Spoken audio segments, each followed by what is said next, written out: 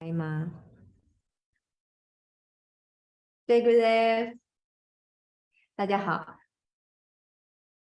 欢迎再次来到线上参加我们周四的欧丽娜。那这一次呢，我们非常有幸邀请到 Krishna Vacho Dasi， 他是毛里求斯 Bhakti Marga 的国家联络员。那他和咕噜吉的故事呢，可以追溯到很远很远。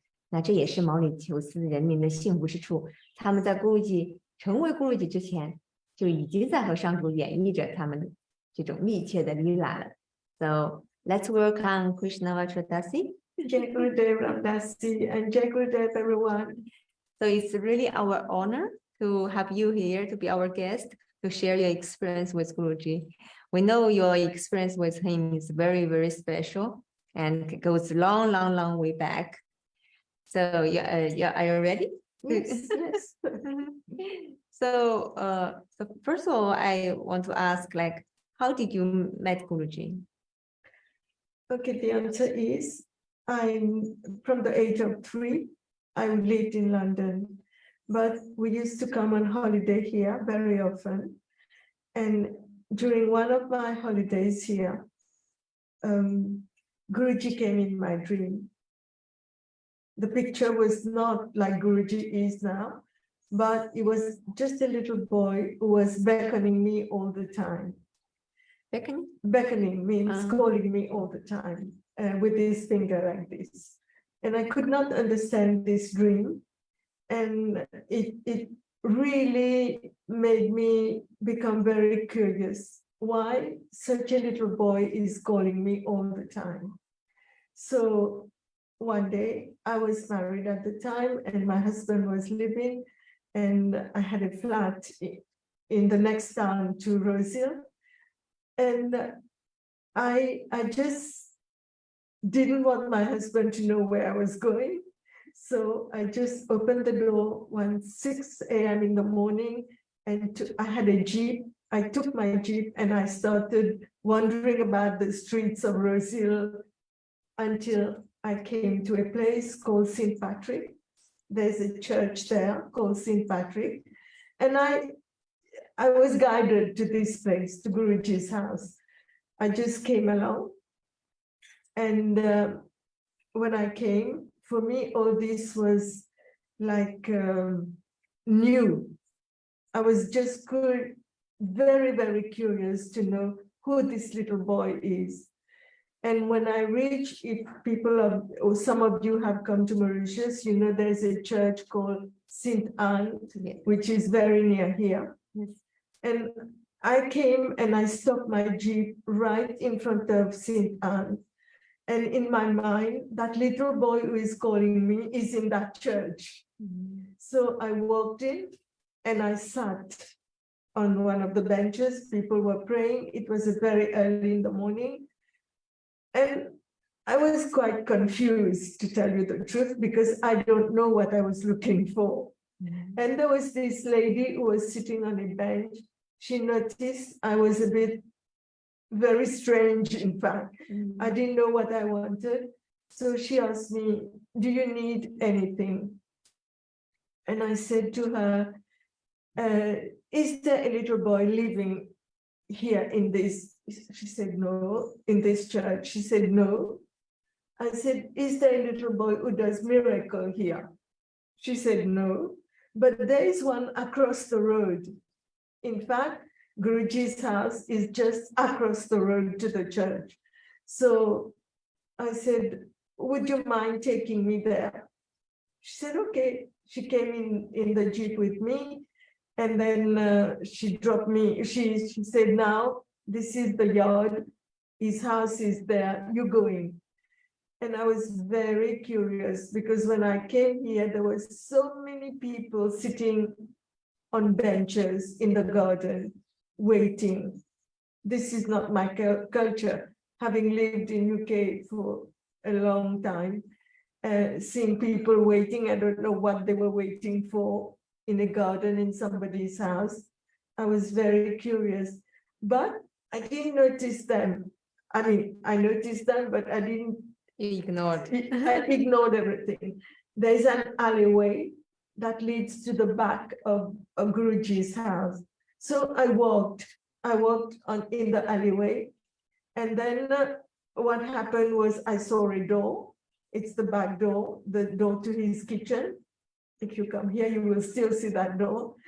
I knock on that door, and a very beautiful lady came and says, "Ah, you want to see Visham?" I don't know what I came for. I don't know who Visham is. She said, "He's in his room. Go and see him." So I walk in the corridor. His room was the first on the right. I know the room was not completely closed. It was like, we say in French, Outubro. It's a little bit open, not wide open. And I walked in, I knocked, nobody replied. I knocked and keep knocking, nobody replied. I pushed the door a little bit. I saw this little boy. There was a big chair, a big tall chair, and he was sitting at the bottom of the chair, and he was fiddling with his fingers. God knows what he was doing. And Guruji still has this habit of fiddling, you know. And he just, I said, "Hello, hello." He didn't turn. I said, "Hello." And then he turned. You know, Guruji has one of the most beautiful smile with his teeth, like, I can't explain this beautiful smile, the face. He just looked at me. He says, he looked at me like that. And I said, "Were you the little boy who was coming to my dream every day?" And he said, "Come, come, sit." His bed was there. Today there's no bed in that room, but his bed was there. And he said, "Come, sit." And I said, "Why are you calling me?" He smiled. He never talked. At the beginning, he never talked. He just kept smiling. And I was quite surprised. I looked at this room. It was full of vibhuti everywhere, the walls. He had lots of little murtis, and everything was filled with vibhuti and colors as well, not just vibhuti. Red, green, orange, everything was there. Kumkum? Yeah, kumkum, you know, the yellow powder, haldi, and all that. But did you recognize him as the one? No. No. He was not the one who came in my dream. It was just a little boy. But at this stage, I will make a reference, which I never told anybody before. You are probably the only ones who will know that. When I was like 7 years old, maybe even less than 7, I had this very, very beautiful dream of a little boy, beautifully dressed, and we were at the beach together, okay? And he was holding his little finger in my little finger. We were standing there, and he pointed at the sea, which had like steps everywhere on the sea. And he pointed to a very beautiful house. He said, "This is Vaikunta." On the sea. Yes.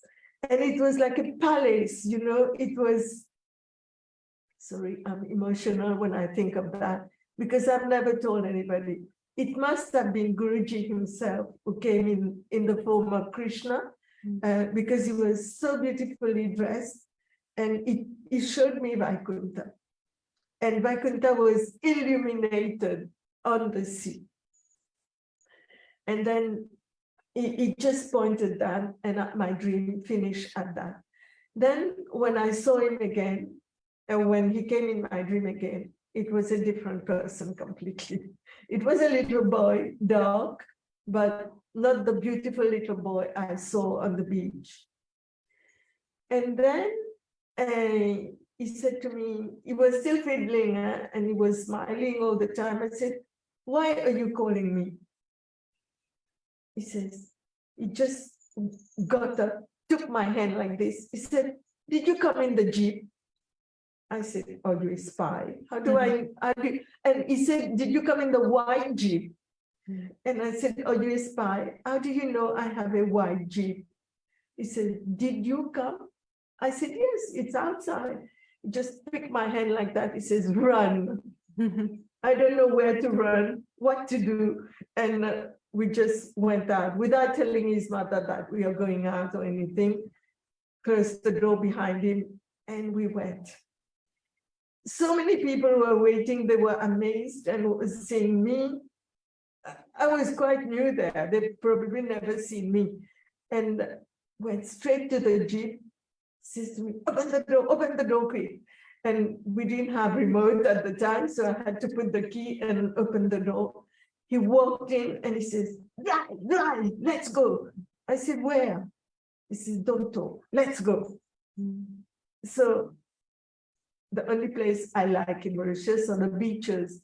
So I said, we go to the beaches. He says, go, just go. We went. And for the whole day, we roamed about in the jeep. And at about sunset time, he told me, now we stay on the beach, we watch the sunset. It was really beautiful. From that day onwards, this is my life with Guruji. Every day I used to come here early morning and we just roam about every church, every temple, every pagoda that we see on the road. He would stop.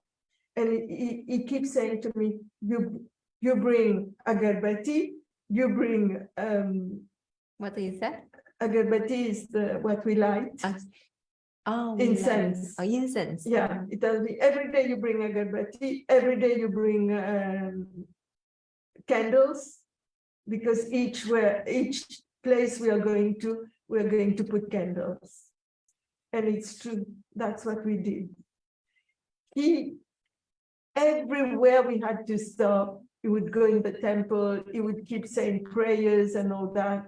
And it was a beautiful, beautiful journey with Guruji. But I can tell you, I was very naive at that time.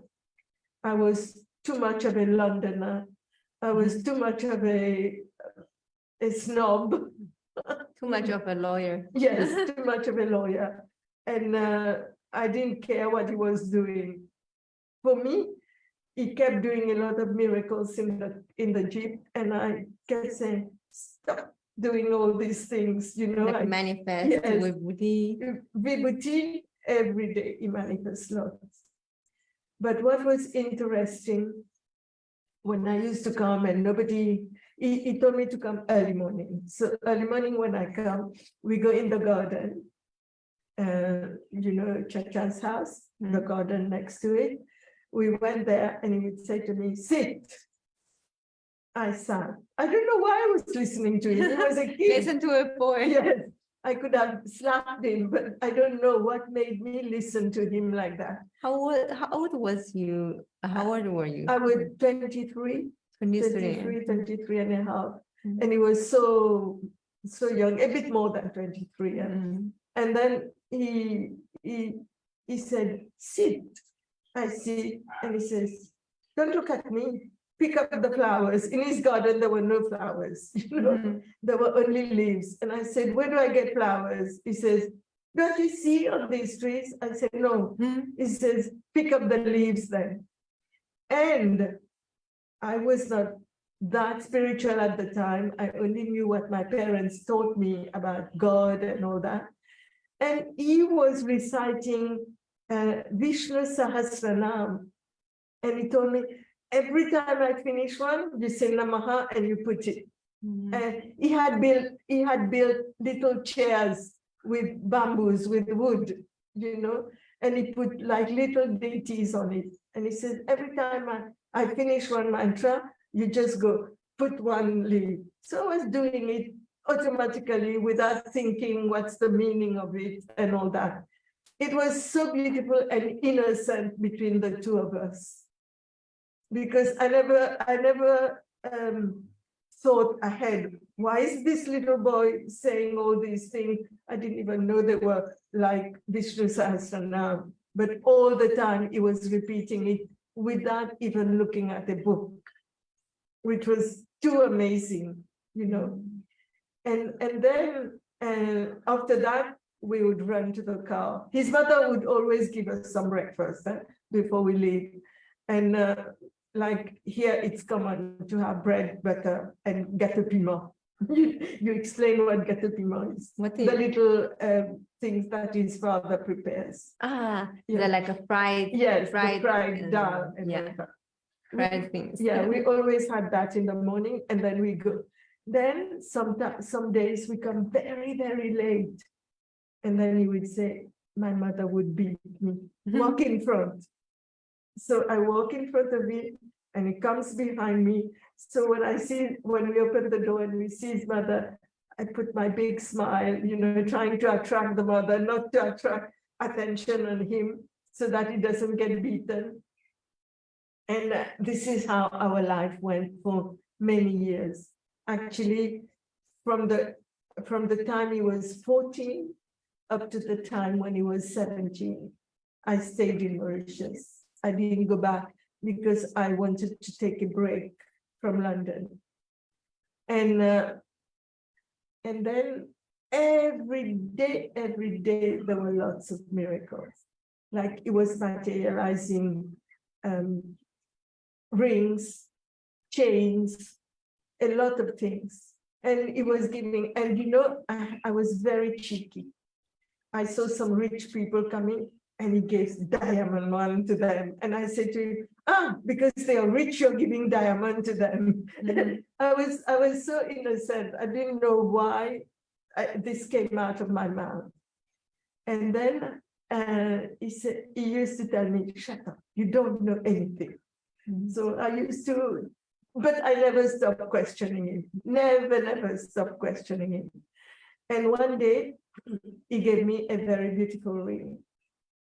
It was all diamond, and you should have brought some. and it was very, very nice ring with diamonds and platinum. It was white, silver rather. And then I was so excited because first time he has materialized something for me. I was showing everybody. Then the next week, I told him, do you want to go to India? He said, yes, let's go. So to take him and his family, his first trip abroad was with me to India. And we were like children. Everything we saw, we buy. Everything. Because as a lawyer, you are very successful. I was very successful in London and I had lots of money at the time. So everything, like millions of chains, millions of rings, millions of, key rings and all that.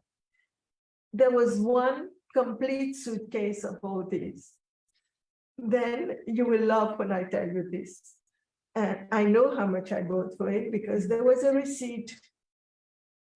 When we came back, he started materializing these kind of rings and this kind of chain for the people who came to visit him. And I started getting suspicious, I said, this is magic. You do something. How come it's the same thing that I bought in India? So I go to his room and I keep counting how many I bought. It was exactly the same amount in the suitcase. It never decreased, you understand? Yeah. But where is he getting the same thing from? It didn't click in my mind that was a different world. He was living in a different world. I was thinking, you're cheating. What I bought in India, you're giving to people now. And he says, you don't know anything. He always told me, you don't know anything. And it's true, I don't know anything. Then in my Jeep, I told you, every day we go out. And every night I bring him back home. My flat was not far from here. It was in the next town called Outubro. It was a routine. We come back here, we eat, and then he says, now you take me to your house, to my flat. I said, then I had to come back and bring you. He said, yes. You take me to your house. He would go to my house, and Vibhuti would come everywhere in my house, and he goes to my puja girl. I don't know what prayers he does, and then everything changes there. And he says, now, time to go back home. I said, you're so cheeky. Every day you make me do that. Go to my house and then bring you back.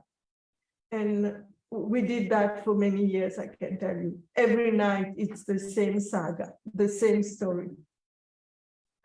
Then it was time for me to go back. He says, don't go back. I said, no, my husband will leave me. And he said, leave him. I said, why should I leave my husband? He said, leave him, I'm telling you. Stay here. I said, no, I'm not staying.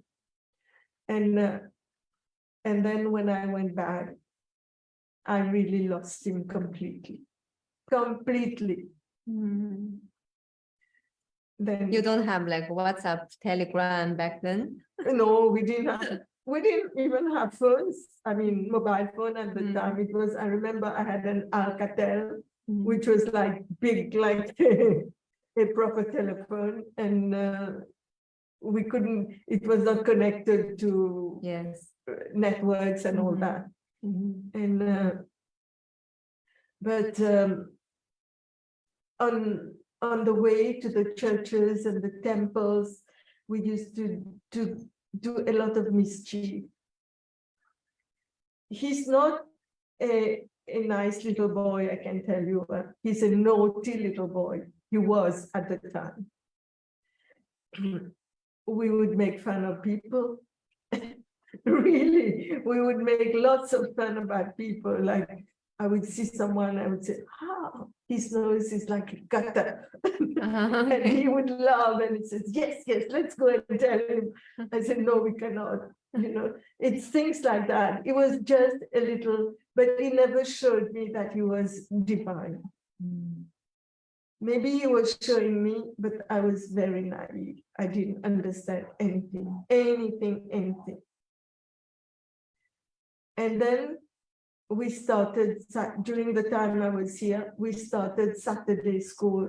There was no temple at the time. And he turned 15 when I was here. And he told me, what will you do for my birthday? I said, I can't give you a birthday like a normal child because cutting a cake means nothing to you because you're always saying mantras, you're always praying. What do you want me to do? He says, I want the biggest yagna in the yard down there. So I arranged for that, a very, very big yagna. He says, I want people to come, put Ahuti in the fire, and then they go, lots of them coming in. We did that nearly all day. People come in and out, in and out. And he was not tired. He was putting ghee in the fire. He was reciting mantra. I was tired, but he wasn't. And then he told me the temple was not built at the time. He told me there will be a temple here. I said, this is not yours. Your house is there. That one is your auntie's. He says, there will be a temple. He told me that when he was 15 years old. And then afterwards, the auntie herself came and said she wants to give the land as a donation to, they used to call him Papu. Like a nickname? Nickname, Papu. What does it mean? Papu means little boy, So he says, I want to give this to Papu. I said, okay, let's do the legal work, So I remember quite well his mother, his father, myself, and him. We went to the notary, and when that land was put in his name, and we started building. It went very quick. We had the big hall, and then we had, the first thing we had was, as you all know, it was at the time, it was Shirdi Sai Baba and Satya Sai Baba in this temple. So we started doing that. And every morning I used to come at 5 o'clock, open the temple and read the Suprabhatam. He was still in his room at the time. After I finished Suprabhatam, I come to him, and then he would come to do Aarti and all that. Every morning. It has been a very, very long journey for me with Guruji. But what was amazing, one Shivaratri, it was Shivaratri time. We were driving in the Jeep, we were going to Gangatala, we were going to the beach everywhere. He took out 54 lingams from his body. Like he was suffering. Not from the mouth? Yeah, from the mouth. And they were quite big, 54. And Guruji used to bring a handkerchief with him, always a white handkerchief in his pocket. And while I was driving, I was looking what he was doing like that. I was seeing something strange, you know. His face was not his face anymore. It looks as if he was in another world, you know. And he put the handkerchief there. Every time he was taking what he was suffering, taking it out meant a lot of suffering for Guruji. And at one point, I just stopped him. I said, "You make me vomit. Stop doing that." Because when it comes out with saliva and all that, you know. And he puts it, all day he was counting how many he has taken. And then when we were reaching his home, because many people had come for bhajan at the time, he started swallowing 1, 2, 3 back. And I said, "What are you doing?" He used to tell me, these are his exact words, "You don't know anything, so shut up." And I understood later that he took a lingam for each person who was going to be present here. I mean, each person he wanted. So these 7 or 8, they were not going to come on that day. So he swallowed these lingams back. And on that day, all the other people get the lingam? Yes, get the lingam. Wow. After prayers, they all get the lingam. And I was never greedy or wanted rings or wanted anything from him. For me, it was like a magician, you know, doing all this. I never understood that there are many loks where he can get everything he wants. And it's only years and years and years later that I understood this. And then, we came back every night, and every night same saga, we go to my house and come here. And then came the day when we traveled to India.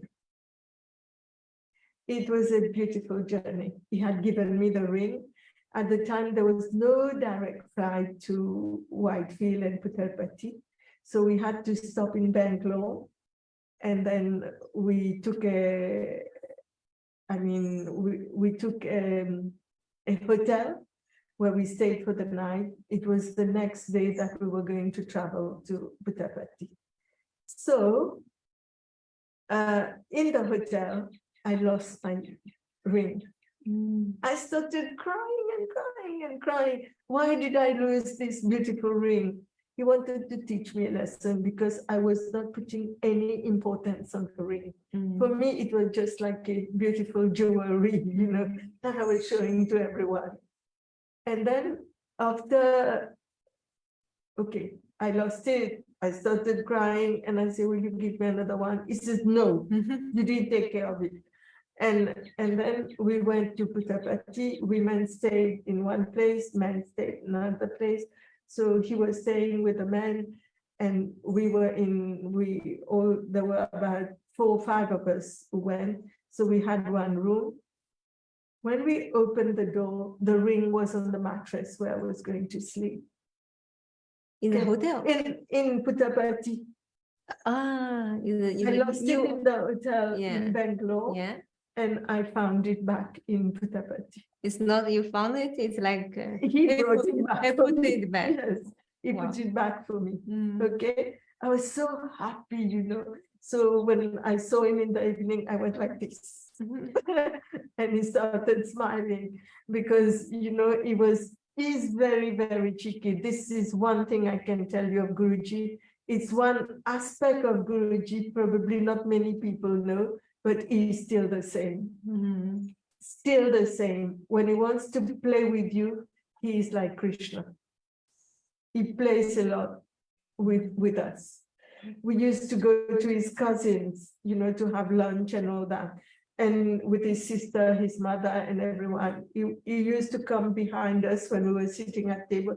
He will fill when food was served, he will fill the food with vibhuti. He just went like this. I said, stop it. How can we eat food like that?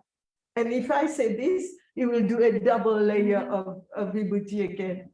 So many cheeky things he used to do. Mm. And when we were in India, same thing. And then in India, he was there for a visit more than seeing Sai Baba or anything. As soon as morning darshan finished, we have hired a van to go around, you know, Bangalore. So the van waits for us at the door, and then he will say, he will grab my hand, quickly, we go into we come back late before the last darshan, you know, the evening darshan. But sometimes we have missed the darshan. There was one day when we missed the darshan completely because we went very far. Coming back, everyone was tired. They were sleeping. Only me and him, we were not sleeping. And Guruji must have related this story a lot of times. Actually, we saw Hanuman, the biggest Hanuman I've seen in my life. And the bus went under his feet like that. The white one. Yes, yeah. Mm. He has related Yeah. this story. Guruji told this story a lot. Yes. But it's afterwards, after you met him Yes. again. I mean, No, no, it's before. at the time I met him, It was then. it was then. But I the thought beginning- it's afterwards. Afterwards, he saw it again, Again, but I okay. wasn't with him. Like, The okay. first time we saw Hanuman, you know, Mm. tall, with feet wide apart, the bus went. Everyone was sleeping, Mm. and Guruji was praying when he saw Hanuman. Mm. I was so, I didn't know what to say. You know, it was living Hanuman, Mm. not even a statue. Mm. Okay. And then my cousin in Canada told me, if you go to Puttaparthi, bring me a packet of vibhuti. So every day we never had time to go to the shop there. Now here we call it Bhakti shop. It was, I don't know what it was called. It was the divine shop or whatever. So every day when I go and queue, he pulled me from the queue and he said, no, we don't have time. This shop opens only like few minutes in the morning and then close. So on the eve of our departure, I said, you go in the bus, I'm not coming because I want my vibhuti. My cousin will get cross with me. She wants a packet of vibhuti. I was in the queue. He came and pulled me out. He said, no. You're not staying. We go together. Went in the bus. I was really crying and making long faces because I was angry with him. He was sitting in front and I went to sit right at the back. His sister was there with me. And then the smell of vibhuti, very strong smell of vibhuti came out.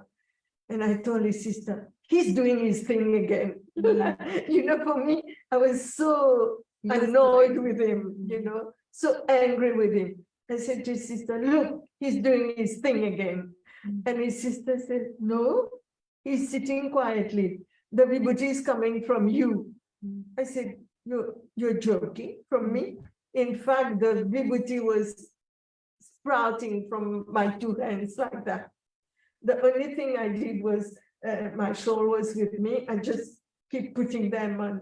I got exactly one packet full of vibhuti. You see the miracle Guruji can do. Maybe we don't believe him, but this is how it goes with him. And at the time, to tell you the truth, I didn't believe in him. I thought he was just a magician. So when you left Mauritius when Guruji was 17, what happened? Because I know like you lose contact for 20 years. What happened during these 20 years? During the 20 years, I was practicing in London. But at the same time, I met a spiritual master. Maybe you've heard of her, Amma. And I was so attracted to Amma. I followed her to many, many places in the world. She was my first guru, okay? But we used to come to Mauritius. Amma used to come to Mauritius. And at one time, Guruji was in Mauritius when I came. And Amma gets big crowds as well. We have an ashram in Catrabon, and Amma gets big crowd. And I look after Amma, like now I'm looking after other masters. I used to look after Amma. I used to do everything in her room, cook her food and everything. So hardly anybody sees me when Amma comes. I'm always upstairs with her. But that day there was something missing in the kitchen upstairs. So I came to the main kitchen down. I was running and I saw this boy waving at me. It was Guruji with all his friends like Pratita Das and all that. They were sitting. And I said, oh, hello. And I went because I was in a hurry to go back up. And he said, come. And I went to see him to say hello. And he says to me, I have an ashram bigger than this. I went like this. I said, yes, I see how you have an ashram bigger than this. And he says, I have many people, coming to my ashram. I said, I don't have time to talk to you. I ran upstairs again. And I never saw him again afterwards. And for me, he was kidding me, He knew that I was looking after Amma, and he says, I have a big ashram, in Germany. And I really wept like this. I said, you have an ashram, huh? And then he said, he didn't say anything, so I ran up. We never ever met afterwards. Then how did Guruji call you back? How did he call me back? Yeah, it's another long story. I was doing program for Amma together with another Swami in every year I do that in Cape Town, Joburg, and Durban. We start with Cape Town because we have an ashram there. Then we come to Joburg giving lectures and singing and all that. I finished Cape Town, I came to Joburg. When I was in Joburg, I stayed with some friends, the Swami and me and another boy. We stayed with some friends I knew. And this woman told me, it was a Saturday. She said to me, do you want to accompany me? A great Swami has come. I said, no, I follow only Amma. I don't follow any other Swami. And then she said, the Swami comes from your country. I said, oh, there are so many fake Swamis in my country. So I went like that, so many fake Swamis. And she said, you don't want to come. We are going to have a march from Lenasia, which is a very Indian town in Joburg, to a Hanuman temple. Guruji was going to the Hanuman temple, marching from Lenasia. I didn't go. Then she came in the evening. She brought a photo of Guruji, a pamphlet. It was on the table. I remember. And I look at that. I said, is it this Swami you went to see? When did he become a Swami? He says he's a great Swami in Germany. I said, he's my friend, I know him when he was a child. He says, you are not in contact with him. I said, no, he must be a fake Swami like all the others. I said, he must be a fake Swami like all the others. He was never a Swami when I left Mauritius. And then she said, he's got many, many people all over the world who has come with him as well. Finished Joburg, we went to Durban. In Durban, I did one program, and then they arranged another program in another place where Swami, what's his name? Chakra has like a center. Okay. And then we were received by Guruji's disciple. And they were sitting and washing the feet of the Swami I came with, and they were garlanding him, etc. Then the Swami went inside the house and I went behind him. I saw this big photo of Guruji. I said, what is he doing here? And they said, he's our Guru. I said, him? When did he become a Swami? When did he become a Guru? They said, he's our Guru. In this place where you're going to give a lecture tomorrow, it's his place. You understand? The ashram there? Yeah, the center. Bhakti Marga center. Yes, center. And I said, oh my God, all these people are his people? It says, yes, they're coming to listen to you, but it's all his people. And then this went on like that. Then we finished our 2 days in that place, come back, and I took my flight back to Mauritius. Swami and the other boy, who was a German boy as well, they went back to ashram in Kerala. Then came back to Mauritius for a few days, then went back to London. Never in my mind I could imagine that Guruji had become a Swami, had become a Guru. But one thing I must tell you all, he has been following me everywhere. When, after a few years, my parents wanted to come back and live in Mauritius, and because their roots were here and they wanted to shed their body in Mauritius, which God granted them. So everyone came, my mother, my father, then my sister. She couldn't live without my mother, although she was married. She and her husband came back. Only me and my brother stayed in London for quite a while. Then my husband died, unfortunately. And then my brother said, I am going back because I want to be with mom and dad. Then I still said, no, I will still stay in London.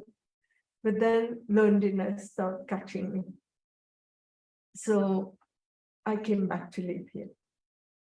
But I was so undecided.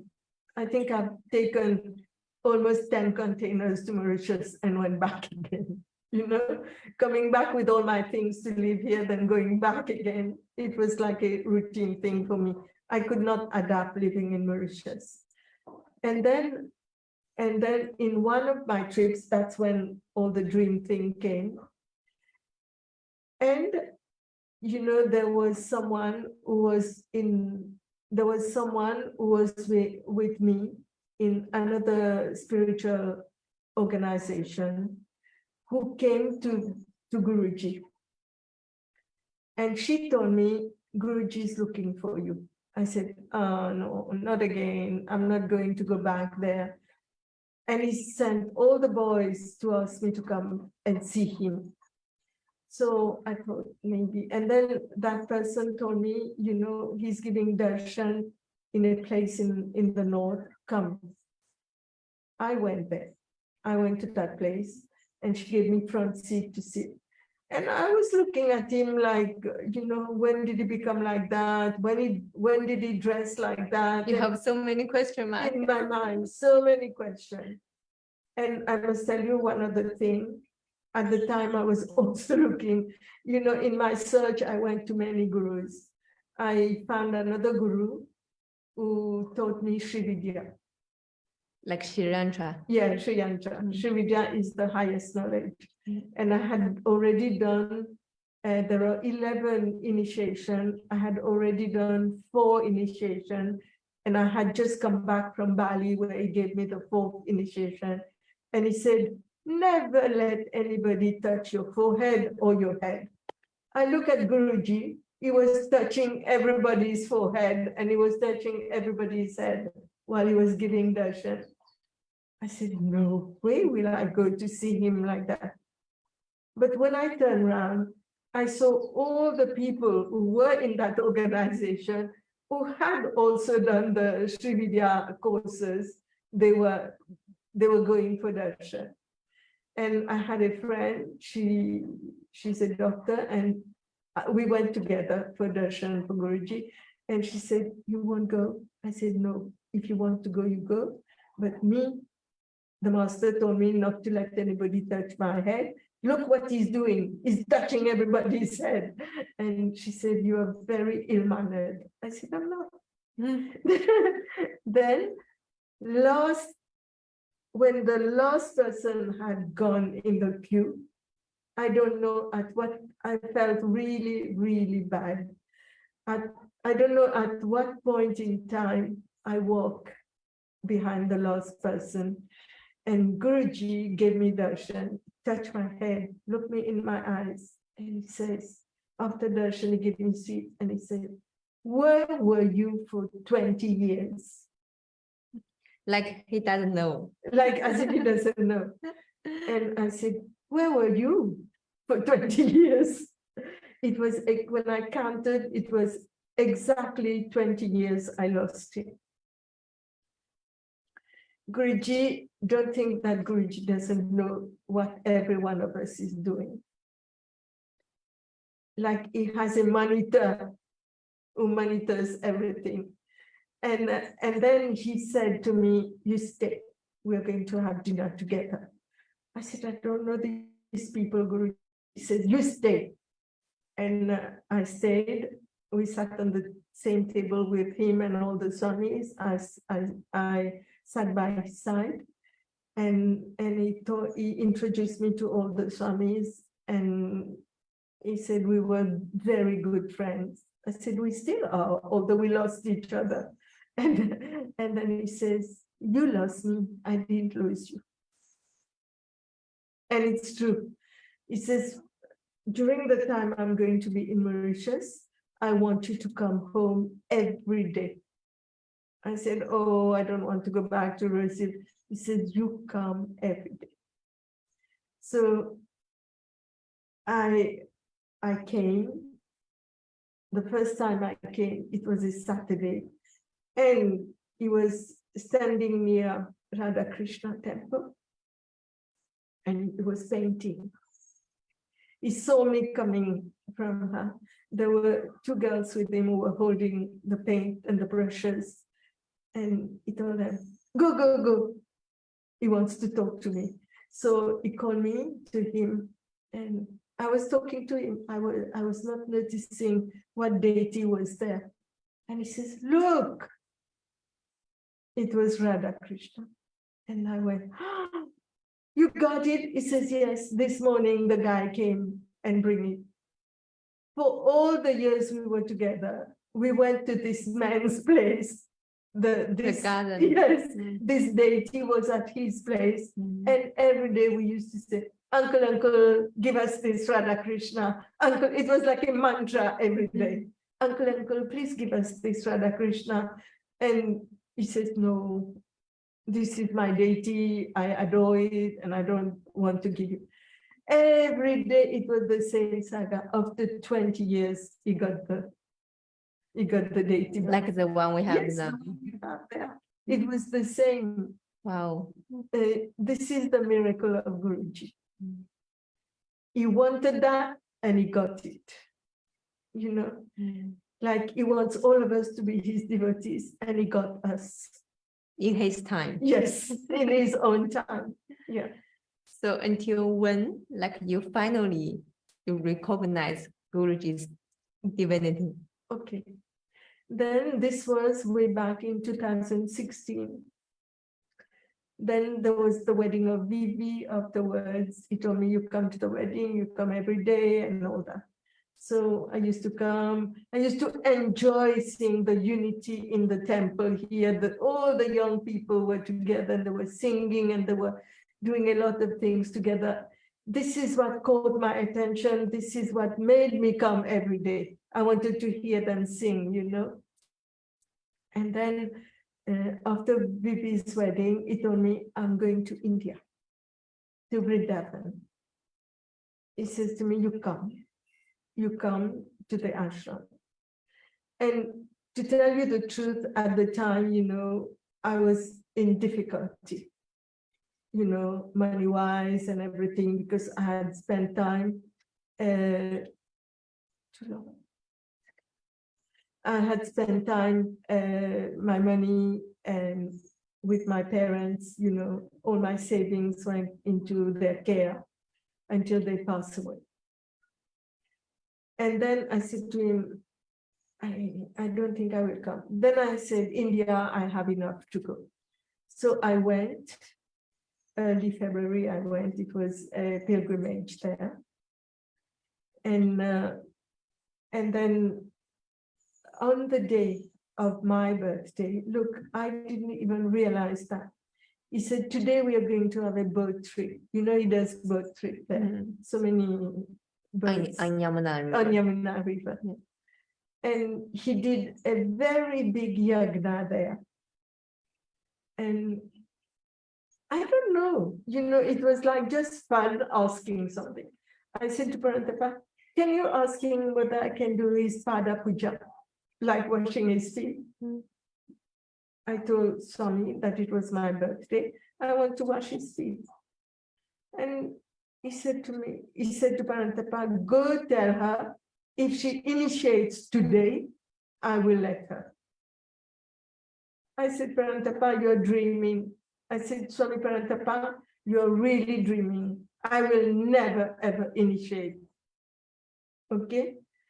And I was very, very, and that night, 24th night, I think some of the Chinese were there. He was going to initiate a lot of people. It was holy? It was holy time, yes, yes. Okay. Were you initiated there? No, but some of us. Yes, I know there were lots of Chinese there.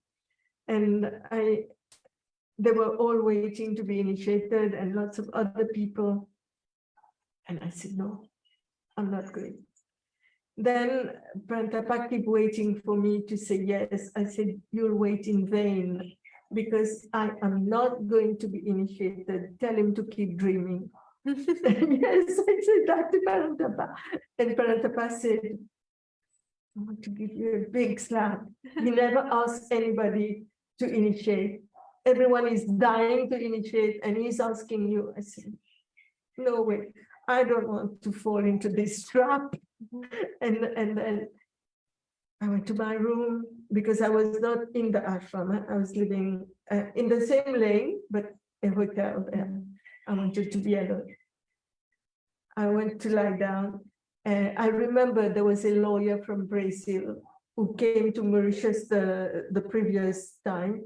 And we were talking, you know, and at the time he told me, the lawyer said, look how much Prantapa is telling you to initiate and Guruji is asking you. He says, I want to initiate, but he does. I said, I'll go and ask for you. I went to Swami Prantapa and I said, you know, this man wants to get initiated. Tell Guruji to initiate him. He says, what about you? I said, forget it. I'm not going to get initiated. And then when I went to lie down in my room, Guruji appeared in front of me. He wasn't there. Yeah, he wasn't there. Okay. But he appeared in his form in my room. I got up so quickly. It was lunchtime. And this was on the 25th. He didn't initiate anybody on the 24th. This was on the 25th. I run. I just take a shower and I run. I look for Swami Parantapa and he was waiting for me near the temple door with his hands like that. Every day he was doing this to me. I said, put your hand down. I'm going to get initiated. He started laughing and he said, huh? I'm going to tell him. He went straight until he told Guruji and came. He says, wait here. I waited and he says, you made his day. He's so happy. So tonight he will initiate everyone. And so that's how I got initiated. And I said to Swami Parantapa, if he gives me an ugly name, I won't use the name at all. But he gave me a very beautiful name, Krishna Vacho Dasi. It means Wherever Krishna is, that's where I am. The Dasi, the servant, is there. very beautiful name. Yes, yeah. So that's how our story continued. Then he told me, every time I come to Mauritius, you must come. In 2018, we went to, he initiated many, all Yes. the devotees in Yes. 2018 or 19? 18, yes. And then I got initiated at the same time. And then this is when I wanted to go and see his ashram in Germany. So 2019, I went. Still a little bit uncertain of what I'm doing, although I got initiated. And I said, I can only spend one, there was the country week for Mauritian. I said, I will not stay, but I can only spend 1 week. It was Guru Purnima. And there were two things, his birthday, I think. And then, no, it could coincide. Just with love. It was just love, Yeah, just love, and then Guru Purnima. So I stayed up to Guru Purnima, and I remember all the other Mauritians were staying, and then on the eve of my leaving ashram, I said to Swami Parantapa, I need to see him before I leave. I want to say goodbye. So in the evening, when he walks near the reception, Swami Parantapa said to me, stay there and you can tell your goodbye.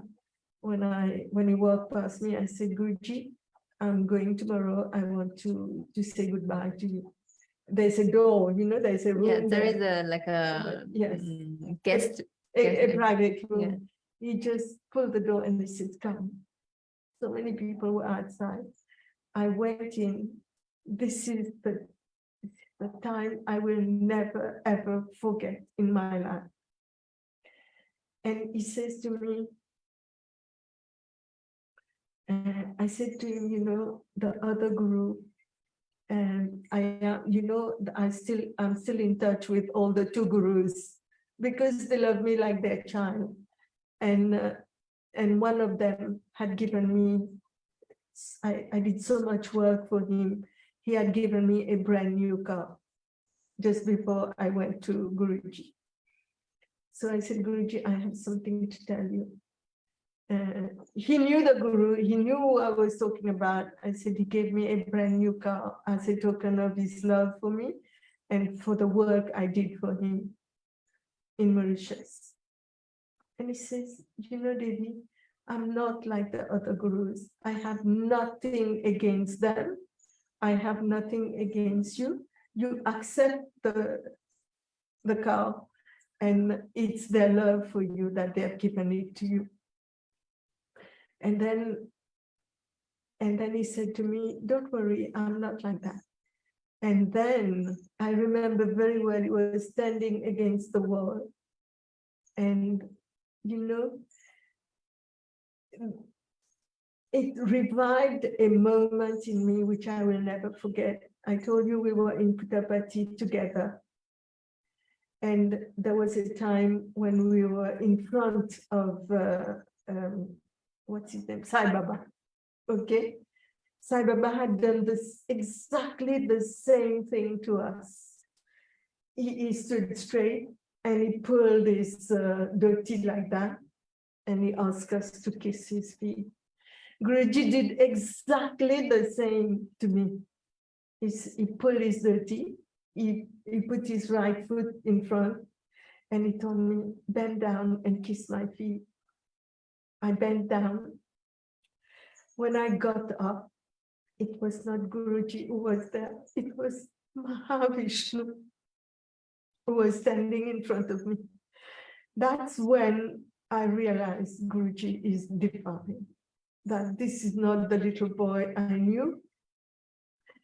This is God who has come on earth. And I'm not ashamed to tell this to anybody now. He is God. He is Mahavishnu walking this earth. But he hid himself from me for a long, long time. I don't know what the purpose was. I keep thinking why he did these tricks on me, but I realized in 2021, when he made me the BMCC of Mauritius, it was like in a fluke. I was telling everybody, I don't even know what BMCC means, at the time. And he told me to take over. And then he said, I want you to take over. I want everybody to help you, like make a proper handover to help me do this work. It was in February 2021. But I hadn't, unfortunately, there was no help at all. So my help was from Springen. I needed the book from Springen to start putting a structure in Mauritius, which I did. And within the time now, I keep telling you, it's his miracle. Last Tuesday, we bought the land for him. Yes. Yeah. So very soon, we're going to have our ashram. Yes. The next phase is to build the ashram. But deep from my heart, I want to say a big thank you. And I'm so grateful to the Chinese Matajis, to everyone who have contributed largely to make this dream of Guruji come true. It was his dream to have an ashram in Mauritius, which we Mauritians, with the salary we get in Mauritius, we could never have afforded the ashram. We have 12 acres of land. It's not only the Chinese Matajis, community. Yes, the whole community who have helped us. The American people, the German people, everywhere in the world, the French people, they have helped us to obtain this land. And deep from my heart, I want to thank you all. Without you, without your hands, this would have been impossible. And now Guruji is looking forward to start building. I have a lot of work, but I count on all your help. Definitely. We all know that how easy it is for Chinese to come to Mauritius based on our country friendship.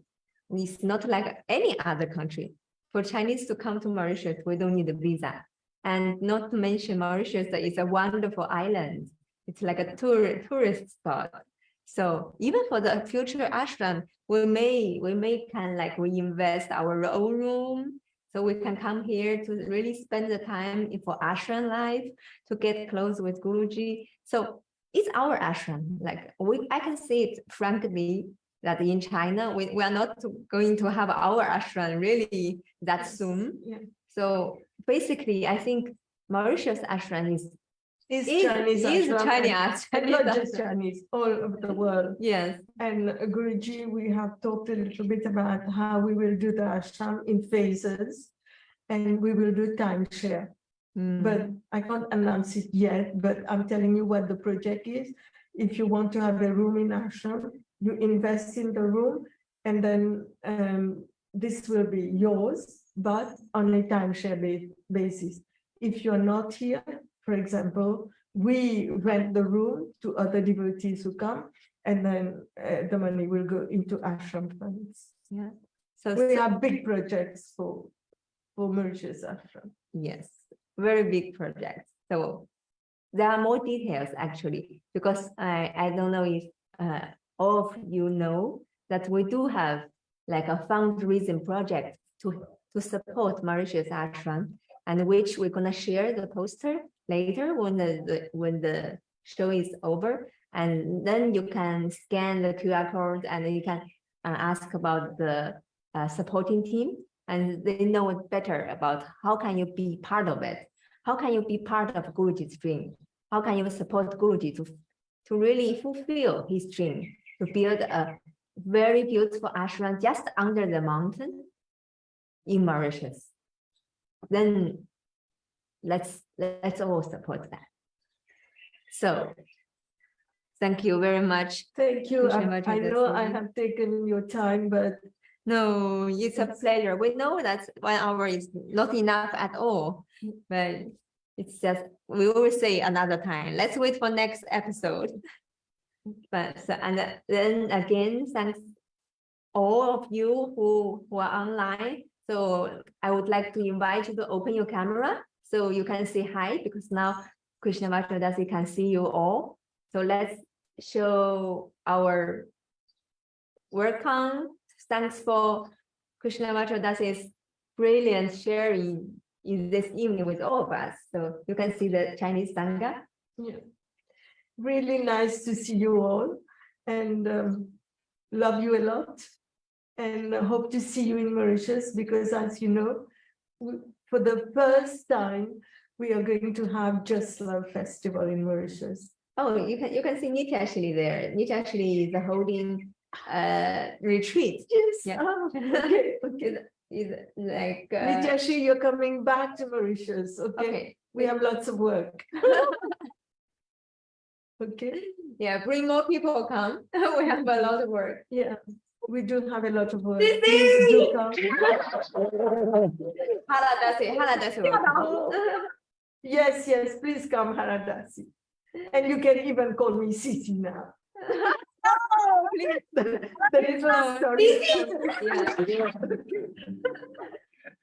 Okay. Thank you. You all love you. Bye. Thank you. Thank Bye-bye. you. Bye. No need to go out. You want to-